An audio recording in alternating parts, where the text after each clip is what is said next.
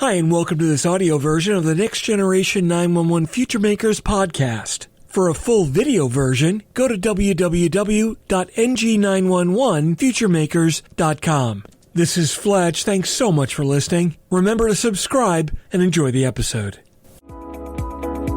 Hey, it's Fletch. I'm Vice President of Public Safety Solutions at 911 Inform. Welcome to this next episode of Next Generation 911 FutureMakers.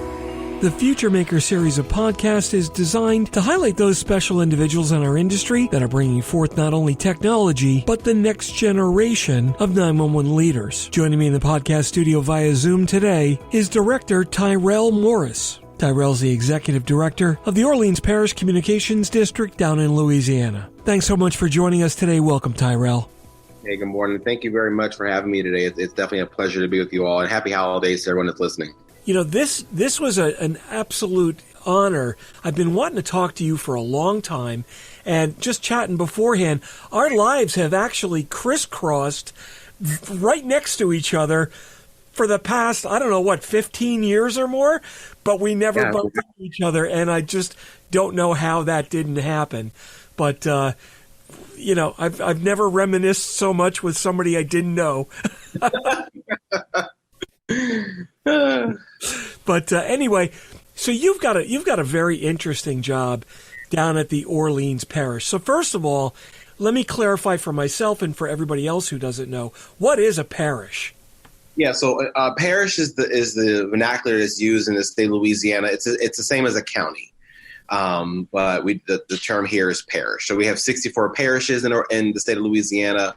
Other states would call it counties. Okay, gotcha. That's pretty much what I thought it was, but I wanted to get that official. So let me ask you, who puts up the big, huge lighted sign that says, "Hurricanes, please landfall here"? Well, it seems like this year, 2020 was definitely a year where that sign was lit somewhere. But I will say, the city really demonstrated its ability to be resilient, and the latest improvements made after Hurricane Katrina really helped the city withstand a direct hit of a Category 2 to 3 storm. I will say this year was more active than normal. I've been in New Orleans now for 3 years, and it took 3 years for me to experience a direct landfall hurricane where the eye crossed literally over the 911 center. But I will say I was very proud of how our city responded for our people.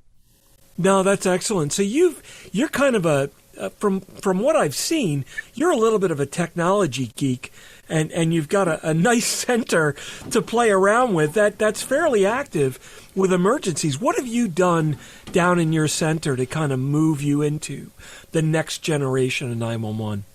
Well, I think what's important is to realize is that what makes us here in New Orleans unique. We have a population of about 450,000.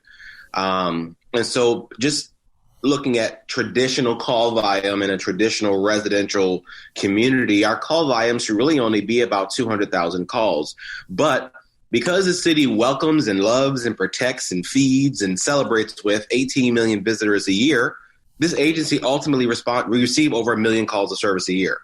And so we have to be very intentional on how our systems help us manage that workload. The other piece of it is that when people, again, 18 million people visit New Orleans. And so when they call 911 or have an emergency, they do not know where they are. They're not familiar with the geography, the topography, our landmarks. And so we really only have technology to help us find where these callers are. And for us, our mission has been redefined. Our mission now is to get the right people to the right place at the right time, better than anyone else in the world. We've simplified that mission on purpose because every decision we make, every technology acquisition we make has to be connected to that mission. And so you're right. We do have a lot of toys here, but I will say they're not new toys. We are just using the best of the industry, bringing it all together, putting it into a plan and executing it when those 3 digits are called. You know, I've been involved around the public safety industry for a long time. I started out dispatching up in a little town here in New Jersey, and we didn't even have 911 back then. And I used to dream of being able to locate my units around town, or even understand who was calling me and from where. And over the years, that technology finally emerged and was out there. But I think we're dealing with seasoned professionals in this industry that have been doing this for a long time and doing it the hard way. Do you find that they're a little resistant to the new technologies? And are new people coming in kind of forcing that change, and really right down to the policy level? Yeah, absolutely. I think we're at a crossroads in the industry. And in my recent NINA keynote address, I said that, the public expectation of 911 is here. The industry needs to catch up. And so not only is the bar here still rising, we're still playing catch up to the public expectation. And so we have a double-edged sword here. The profile of an emergency communications professional has changed dramatically. Where traditionally, with the advent of 911 over 50 years ago, was very clerical in nature, a transporter of information. A call comes in, you put it in a system or write it down, and you repeat it to units that are responding. Now, in that process of managing the call, there's some decision making that's happening now at the communication center. We're determining what unit is appropriate, what kind of unit is appropriate, how many units is appropriate. We're also looking at various points of new data to help us inform that decision. For example, we have this ability to have connected buildings and identify heat temperatures inside of a space. We can look at caller location based upon floor level. We can unlock doors remotely. We can look at cameras remotely. So we've had this long dream of next generation, bringing all the data together into a centralized format. Now it's here. Now the industry has to move and adopt. Okay, now it's here. What do we do with it, and how do we do it? Yeah, and this has been the problem because that position was basically clerical in nature. I mean, heck, when I was doing it back then, the only computer I had was a big IBM mainframe to do DMV lookups. Everything was written down on cards and punched in and out of a time clock, and then written down in a huge book that we called the blotter, right? By hand. And I mean, oh my God, and typed out. Ridiculous. Now we've got computers to help us make these decisions. We've changed the role of the communications official now into one that's actually got to be a little bit more decision making, and we need the tools. You can't make all these decisions. There's so much data coming in. You can't logically make those decisions. You need not artificial intelligence, but you need artificial assistance. Hey, let me do the maths for you. It's like going to TurboTax or whoever and getting your taxes done. I could add all those numbers up, but I might make a mistake. Why don't I let the machine do it for me and get that busy work out of the way? That's changing the role of the communications official, requiring a much different role, more educated in some respect, but more technological. And how do you account for that? Well, I think it's also with the evolution of any industry. There is process, there is certification, there's study, there's credentials, and I think that's where we have arrived at 911. Where traditionally we have these communication centers that are subordinate to another public safety agency. Sometimes they're within a police department. Sometimes they're within a fire department. And what we're finding is we're beginning to have these conflicts because I think the best practices have demonstrated that the communication centers serve their community the best when they are independent.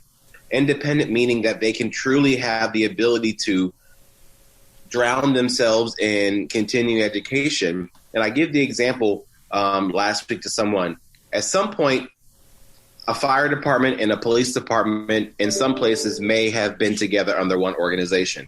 That no longer makes sense because not that the priorities are competing, but the priorities are provided with equal weight. And for those communication centers that are within a law enforcement driven organization, the communications priorities will never be more than that of law enforcement. And so you will always have this missed opportunity to bring everybody together. Here in New Orleans, we are independent, and we welcome the responsibility of bringing the gatherer of information and some kind of hypothesis or some recommendation to start a particular response. We apply standards, we apply process, we apply best practices to that, we apply accountability to that to make sure that we get it right every single time. Now, we do have to face the fact that this is still a human-driven, emotional-driven industry. So there are going to be some errors, there are going to be some areas where sometimes we miss the mark. But we got to be honest with ourselves about that so we can quickly remedy those and learn from them and move on. And particularly New Orleans, I look at the New Orleans EMS. When it first was created, EMS was part of the police department. Someone said, okay, they've evolved, let's move them to the health department. Okay, even that, now they're independent. And so there's a reason for that natural evolution of a profession. I think 911 has that place. And some of the people in the 911 community may not agree with me, but I do believe we're at a place now where the federal government plays a role in helping us shape what this experience looks like as a nation. I'm not saying that the federal government needs to grab control of 911. No, 911 works best when it's locally controlled. But we don't yet have someone stepping up to the plate to say, let's define the path forward, provide resources, and let's all move in unison to that path forward. But we have this disjointed approach to next generation 911. We're kind of all racing to the same end result, but we're kind of wasting time and money doing it our own individual way. Boy, you are a troublemaker. How did we never meet before? I agree with you completely. You know, public safety grew up in this home rule environment. And we were talking just before we started, you know, back in the days before I was dispatching, I was on my local squad. And the local area hospital, one of them started a paramedic unit. It was one of the first ones in New Jersey called Medic 51 out of Dover. And it was kind of almost the next town over in the next county. It caused so much riff in the local squad. I don't need paramedics coming up here. I'm 5-point certified. I'm an EMT. And it was just, and I sat back and I was 17, 18 years old. I'm like, why are you fighting over delivering better service? And their response times actually improved because now it got to be a race because the paramedics from the next county over were getting on scene before the local volunteers. And I'm like, wow, this is going in the wrong direction. But they wanted to get there so they could cancel the medics. Yeah. And I'm like, and I started questioning, are you there for the right reason? And you know, as next generation started to roll out and as new technologies started to emerge, there were people in the background that didn't want to see that happen because it changed the financial models of things. So, again, how did we not meet somewhere? I don't know. I just don't understand this, Tyrell. So, who was the influencer of you in your career? Where did you turn to for guidance to bring you into this elite position that you've got with 4 stars on your shoulder?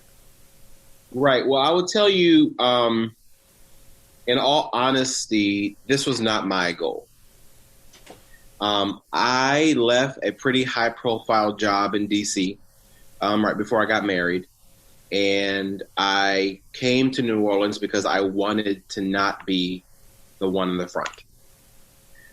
So I came to New Orleans as a deputy director of operations here. And at the time, the director of operations was Shinar Haynes, who you may have met also. She's currently the executive director of Tarrant County.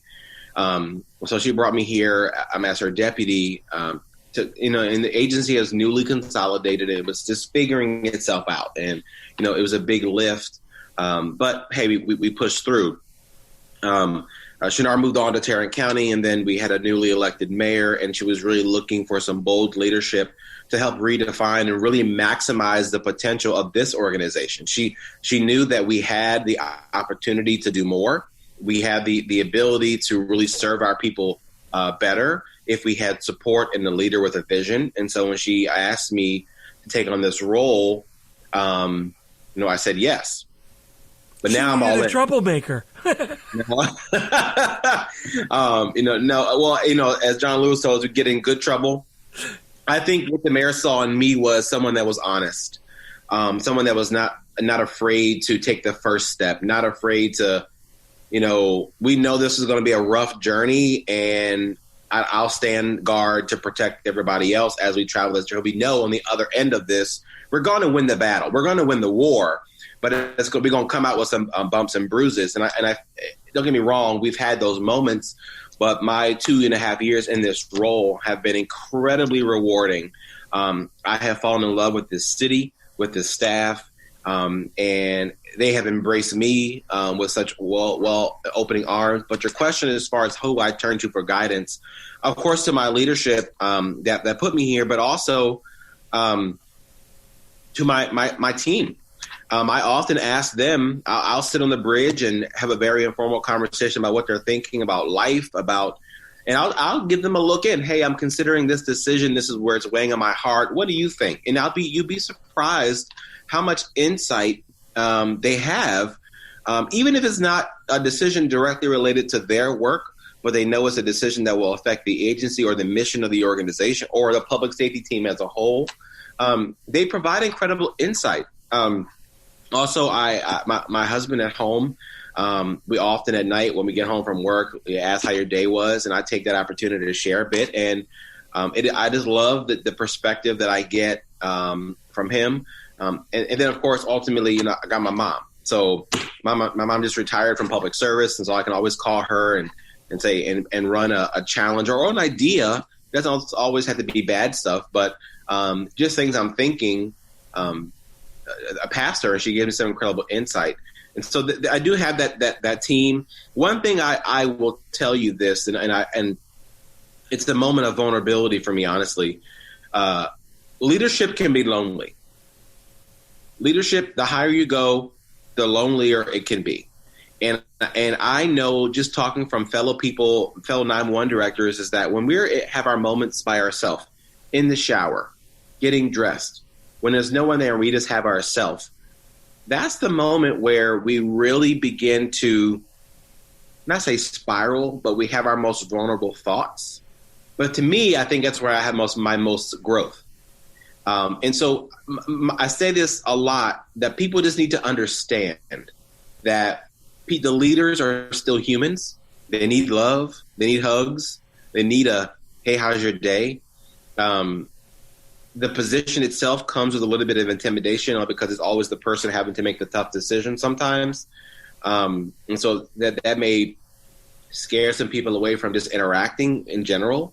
So just be mindful that your leaders need your energy to make them successful. They need to feel your love. They can't hug people now, but after COVID's over or it goes away, we can get back to that. But it was just a very real moment that I think we don't talk about enough, that we celebrate these public officials that win office, but when they go home, yes, they had their families in love, but the mere weight of the job of itself, no matter how productive or not, has a level of stress, anxiety, trauma that needs to be understood amongst the individuals that are constantly receiving from those people. So it's just my message. And I guess COVID has really helped a lot of us pause in our life. And we're realizing that mental health is more of a priority for leadership than we may imagine. And it's important that we make it okay to say, I'm not okay. That's a big thing. And PTSD is just rampant in this industry. And even though I had a brief exposure to the industry, and I think I understand it at a level that is higher than most people not in this industry, because I've done the job. It's interesting because you guys have an opportunity right now to educate the public. You're kind of the one of the stars on a new ABC series called Emergency Call. And I got to tell you, I had an incident recently where I was watching another movie where a father and daughter are in their kitchen. The father has a brain aneurysm, and the daughter has got to react and call 911, etc. I had a brain aneurysm 11 years ago, and almost that same situation had played out in my house with my daughter. And I never saw it from her eyes until I watched that show. And then all of a sudden I'm watching Emergency Call, and I'm watching people in your center, and I'm getting these weird feelings. And there was a call taker who took a really bad call, and afterwards, you know, it's just a tight shot of her head, and she goes, whew, just exhales. And that, thinking of that still just gives me shivers. I'm not sure why that's a trigger, but that's a trigger for me. And I called a good friend who you know, Tracy Eldridge. And I'm like, Tracy, I'm feeling all this. And she's like, oh my God, this is classic PTSD. So here I am, 30 years beyond I experienced whatever I experienced, and something totally obscure brings this up, and now a little thing like the TV show that you're on triggers it again with something totally insignificant. A 911 dispatcher exhaling after a really bad call. I don't know why that does what it does, but I'm thinking, oh my God, I've got minimal exposure 30 years ago, and I'm feeling like this? I can only imagine somebody that's done this every day of their life for 10, 15, 20 years and has taken much worse stuff. I mean, you're talking Sussex County, New Jersey. Not much happened up here, right? You know? Yeah. You're familiar with that. I mean, you hung out up here. You know, the biggest thing is the cows out on the street in the middle of the night. You know, night shift is a nice time to get a nice nap. So, and that's just how it was. It's not that way anymore, but that's what it was back then. And I'm thinking, yeah, okay, I had my series of bad calls and bad experiences, but, you know, it's great to see this new next generation of public safety leader come into play. And that's what really inspired this podcast. It's who's making the next generation of public safety leaders and officials. So what do you do? A long way to get to my point, but what are you doing? Because clearly you've experienced, you recognize the importance. So what are you doing for your people to embrace that new culture? Yeah, so our philosophy here is we treat people as people first, employees second. So even if the conversation has to be difficult in nature about the work or performance, we still can treat people like humans. And it is never okay to lead with public humiliation. And so we, as I tell the staff all the time, I don't know exactly what you are dealing with outside of these four walls. I can only imagine what home is like for some of you. But the one thing I can commit to doing is make sure this workplace is safe. Call centers traditionally, just by the nature of their setup, can breed some negative energy. They can breed gossip. And in some cases, they can breed bullying. And so I have made it a point to identify those instances and mitigate it or get rid of it as soon as it rears its ugly head. Because if the staff feel as though this is a safe space, that they can be themselves completely, then they perform better. We also have another philosophy we call it's okay to feel.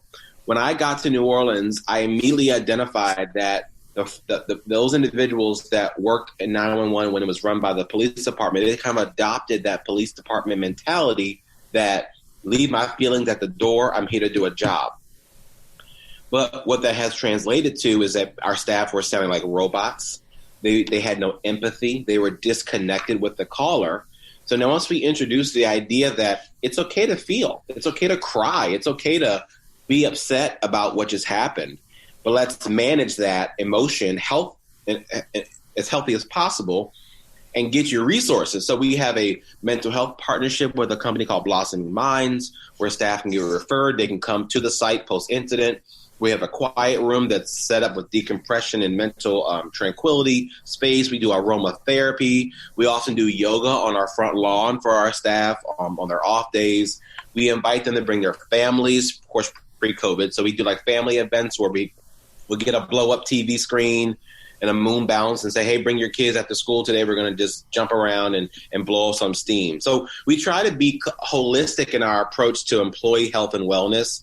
Once a year we do a wellness fair here for our employees, and we have masseuse here, or we'll teach them how to make smoothies. We just try our best to give people the information to make better choices. I'm not going to make the choice for you, but I'm going to inform you so you can make them for yourselves.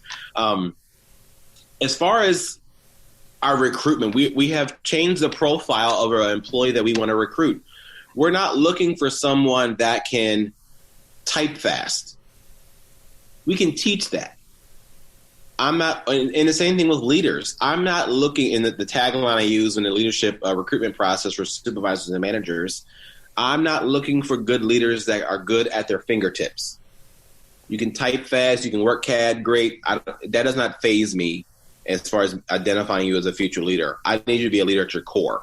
I can teach you all the other ancillary stuff. And so just a basic example of like some agencies use a test, right? An entrance test. Now we use one as well, but it's the least weighted thing on our process. That's really us to identify where we have to support you if you are hired with us in a training environment. And so, but in most agencies, that is the barrier. If you can't pass this test, then you're not going to work here. You potentially lose out on some really, really strong people.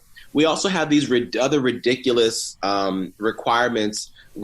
Some agencies are running credit checks on their 911 call takers. And so when I ask the question, why, the response is, well, it's just what we've always done. Or it's still tied to that law enforcement. It makes sense in law enforcement because there's a risk of bribery there. I don't think there's a risk of that over in our world. And so we've carried those barriers over, but we're the first people to say, oh my God, I'm short staffed. I can't staff my center. Well, you're turning away really, really good people. And so when we invite those individuals into our space, we love them, we nurture them, we cultivate their skills. They are able to perform well in this new next generation environment. But also we got to be very difficult with the employees on the other side of the equation. We give every employee, legacy employee that's been here more than 20 years, an opportunity to train up to meet the new standards. We're not going to sacrifice those standards or performance levels that we expect, but we will give them opportunities. And some of them will say, this isn't for me. People can grow with a job. They can outgrow the job, or the job can outgrow them. And it's important that we're very honest with every individual. That's why, to me, performance appraisals are so important. If an employee loses their job for performance and there's a surprise to them, that is a failure of management. No employee should be surprised when you're walking them out of the door, unless they've broken the law or they've done some egregious violation that has brought an incredible amount of liability to the agency. But if they end up losing their job because of performance and they are surprised, that is an absolute failure of management.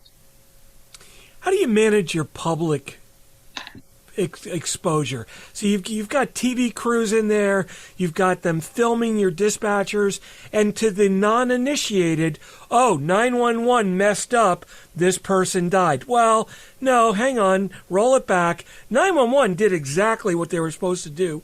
Something in the system failed. Right. And 911 is the touch point for the public. So Yeah. you failed, when in fact you actually did a good job. How do you handle that to make yourselves look good, to make the public understand better what your job is and what you've got to work with? Honesty and transparency is so critical there. So the public knows that if we do make a mistake, I'm going to say it. I will go on TV and say, yes, we messed this up, and this is what we're going to do to fix it. So then when I come back and say, no, we didn't, they believe me. So it's all about nurturing and maintaining and protecting the public's trust in me as the leader. So when I do speak, they have confidence in what I'm saying. Also, the mayor does a phenomenal job making sure that we have the ability to educate the public on how we do our work. I don't expect people to know how 911 operates. They know they dial the digits, somebody answers the phone, and somebody shows up. Yep. But ultimately, the more we know about the process, they understand. They understand the why behind a lot of things.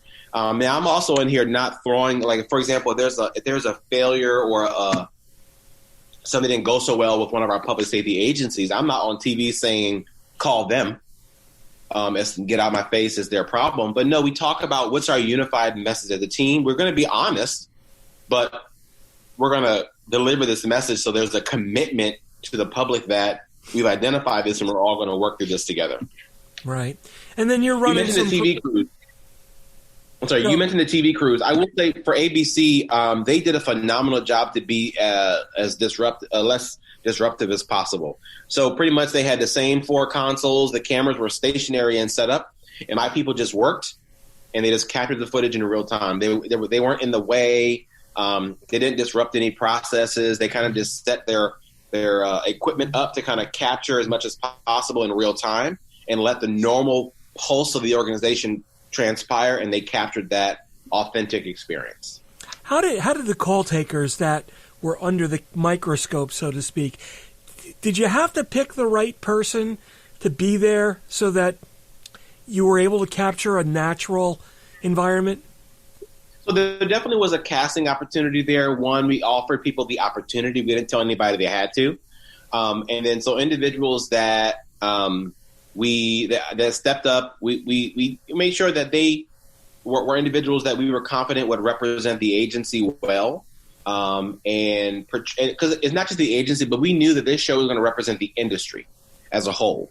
So there's a responsibility there on us to make sure that the right people were represented to really show the world a true example of what a 911 professional looks like and performs like.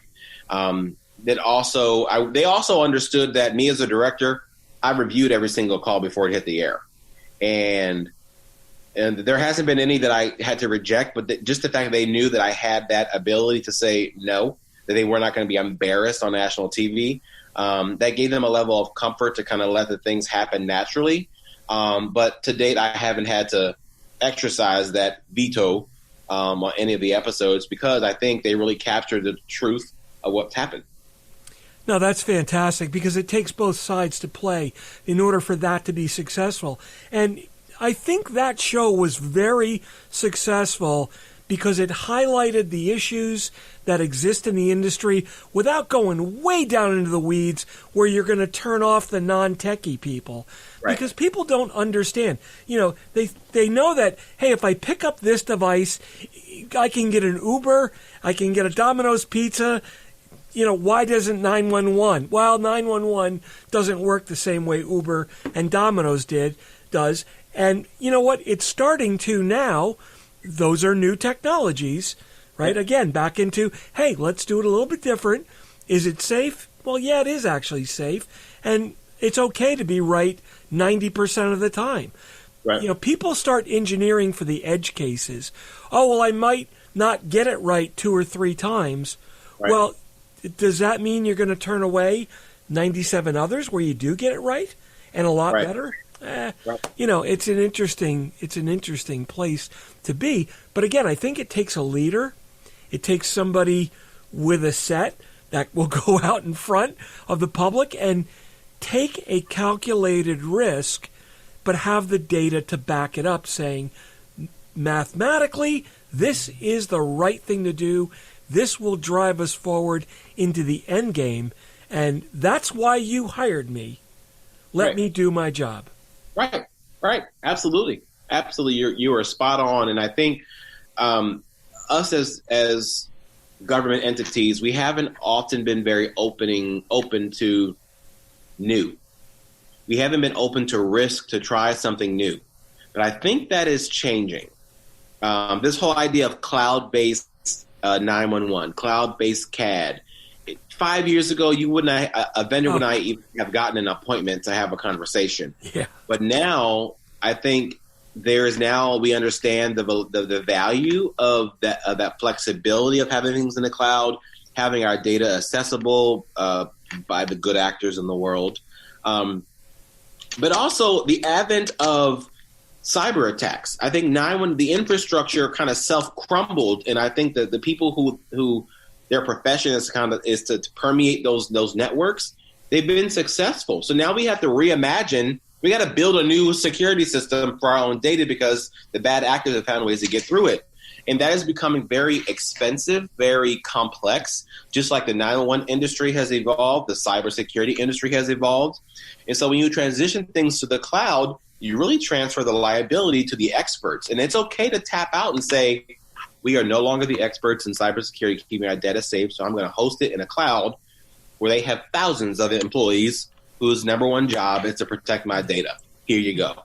You don't tell me how to answer a 911 call, I won't tell you how to store your data, data. Yeah. Exactly. Yeah. You know what? When my car, I can change my oil, I can change my spark plugs, but when I need service, I bring it to the guy who knows what he's doing and that's been certified doing that. Exactly. Whatever, man. That's great. Well, this has really been great, and I think, your agency is really a leader in out there, and I don't think you get enough press. I think it's great in the opportunity you've been given with the new show Emergency Call to educate the public, and I'm really, really impressed the way that overall show has positioned the industry. Yes, we have problems. Yes, we've got people with problems, but you know what? Most of the time we do it well and we do it right, and we identify where the problems are and we get it fixed. And, again, it takes people and leaders like you with the attitudes that you have. You know what? A little bit of a troublemaker, but somebody with vision and strategy. And the only reason you're a troublemaker is because you're bucking the system to make it better. Yeah, absolutely. And I think the people who I get in trouble with, they also have a respect because what you see is what you get. Yeah. I'm very honest with you about what I feel. I'm very honest with you about what I expect. But I'm also very honest when you perform and and I'm okay to say, well, this conversation has changed my perspective. Thank you. I'm not one that's sitting here saying I can't be swayed one way or the other. Educate me. Give me the information. I think I'm pretty smart. I'm able to ultimately bring that together and come up with a recommendation or ending. This is what I think about this scenario. I don't have any allegiance to any individuals or groups on purpose because my only allegiance is to my staff and to my city. And I think that leads my decision-making process. I mean, even if I have vendors that we have really, really good relationships with for years, if at any point in time that relationship no longer adds value to the mission we do here, then we need to reevaluate this relationship. Yep. Love you, mean it, but it may be time for a change. Right. And you're making a lot of changes. I mean, we talked briefly, you're setting up examples for businesses in your area because of the problems, right? Multi-story buildings, hotels, because you've got this dynamic environment where your population increases probably more than like a city than Orlando almost, or at least on par. The bulk of your people don't live there. I don't know where I am. I don't know what to do. You're really going forward with some programs to extend next generation capabilities out into the public space. Absolutely. So thanks so much for taking that risk. And I'm not even going to call it a risk. Just taking the bold effort of putting the new world out there and giving it exposure and working with it to see how it benefits everybody. Yeah, and thank you for the opportunity today. I mean, I love talking about what we do. I love celebrating the industry and my people. But ultimately, I love getting the message out to the public so they know that when you lay down at night, no matter what's happening in your life, when you need us, we'll be there. Well, the only thing negative is that people are going to go, wait a minute, Tyrell and Fletcher have some history together in the background. That's not good. Yeah. Fortunately, we didn't know each other. I think if we had known each other, things might be very different today. yeah, definitely. So from one troublemaker to the next, thank you for what you do. Excellent job. Thank you for sitting down and talking with me. This has been exactly the epitome of what I wanted to accomplish on this podcast series. Thank you for being a next generation 911 future maker and kicking in your talents and capabilities to create that next generation of 911 call taker and leadership that we need to survive moving forward. All right, thank you so much. Well, that wraps up this episode of Next Gen 911 Future Makers. Thanks so much for joining me today. This is Fletch, I'm the Vice President of Public Safety at 911 Inform. Remember to like and subscribe below and hit that bell to be notified whenever a new Future Makers podcast is published. Remember, you can subscribe to the audio version of this at www.NG911FutureMakers.com. Once again, this is Fletch. Thanks so much for listening. Be sure to follow me on Twitter at Fletch911, and you can check out the rest of my blogs and podcasts at www.fletch.tv. Thanks so much for listening. Stay safe, and we'll catch you next time.